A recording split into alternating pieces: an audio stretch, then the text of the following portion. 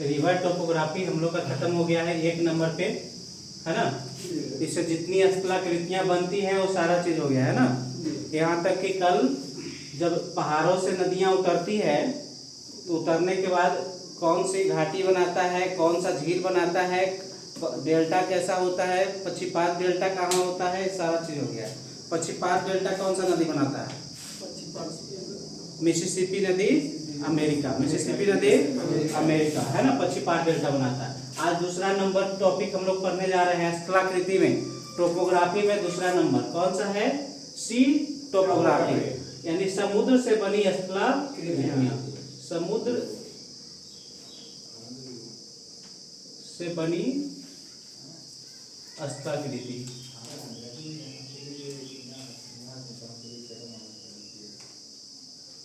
समुद्र द्वारा भी कुछ स्थलाकृतियां बनती है ना। समुद्र के पानी के द्वारा भी कुछ स्थलाकृतियां बनती है। पहले उस स्थलाकृति को हम लोग देख लेते हैं। जिस तरह से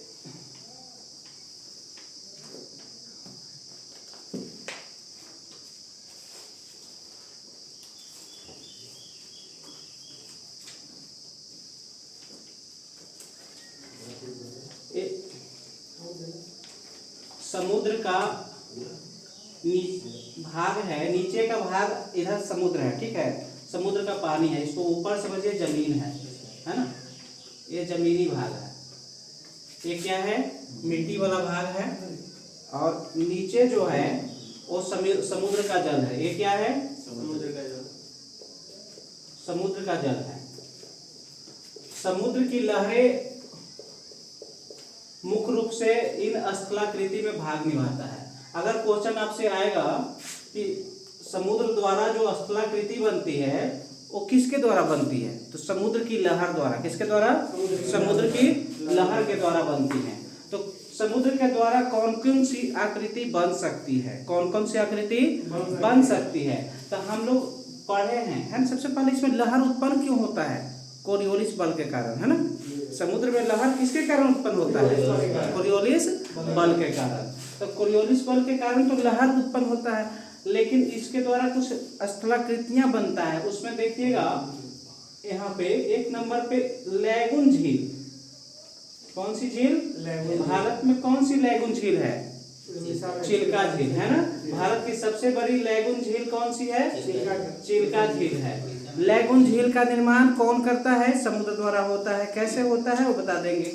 समुद्र में लैगून झील के अंदर बंदरगाह का निर्माण होता है। किसका होता है? बंदरगाह का निर्माण होता है।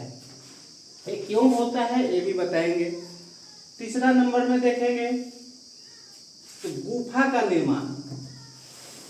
ये गुफा का निर्माण, लहरें जो है यहाँ पर अगर पहाड़ी भाग है, इस एरिया में अगर पहाड़ी भाग है तो इस नीचे से सतह को, पहाड़ के नीचे वाला भाग को लहर बार बार झटका से उसको काट देता है, काटते चला जाता है। तो क्या होता है? इस तरह से गुफा का निर्माण हो जाता है, यहाँ का भाग कट जाता है ना।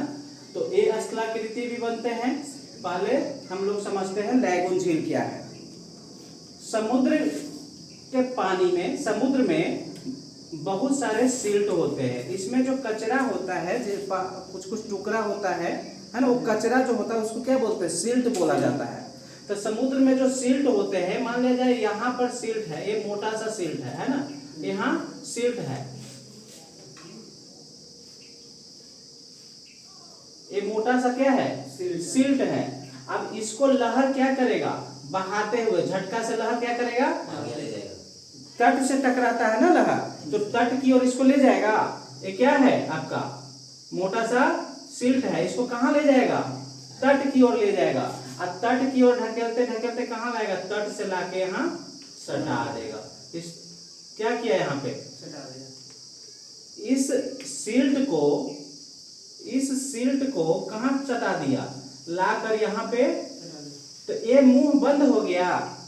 लेकिन पहले से क्या समुद्र का जल इसमें घुसा हुआ था ना। तो अब ये झील की तरह निर्माण हो गया, यहाँ पे झील बन गया कि नहीं बन गया?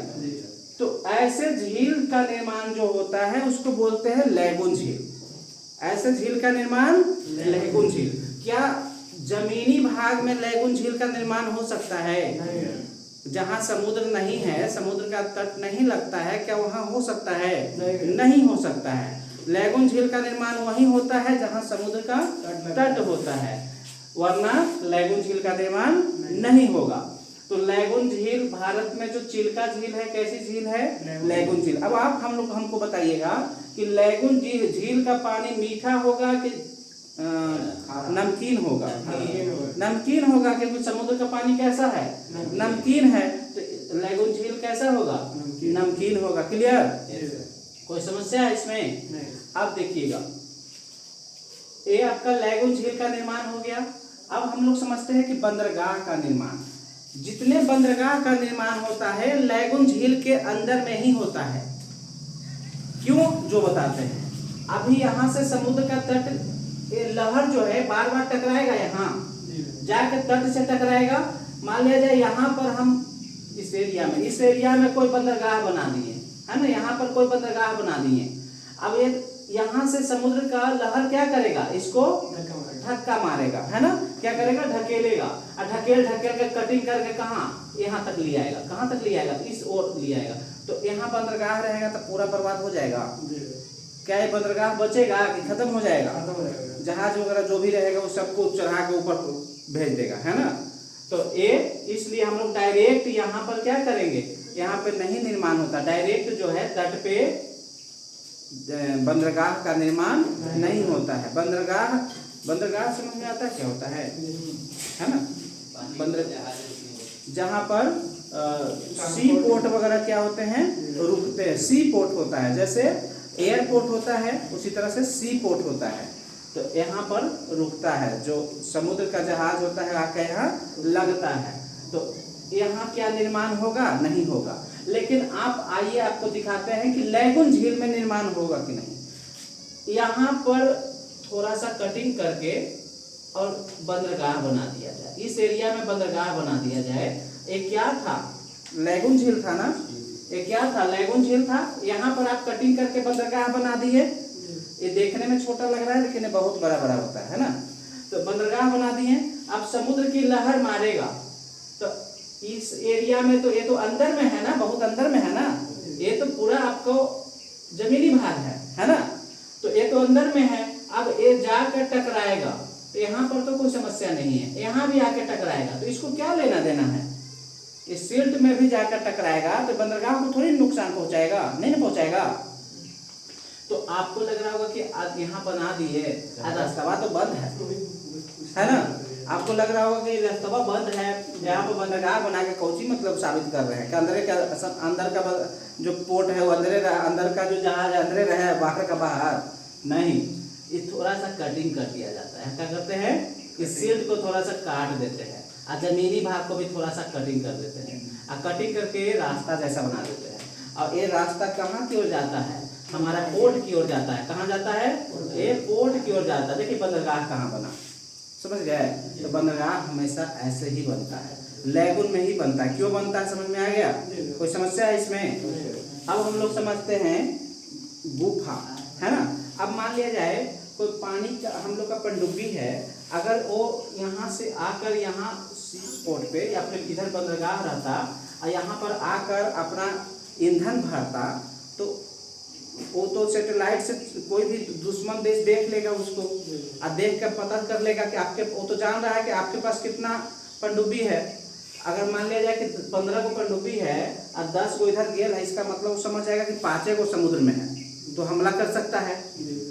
तो इस कंडीशन में वो गुफा जो होता है बहुत काम करता है।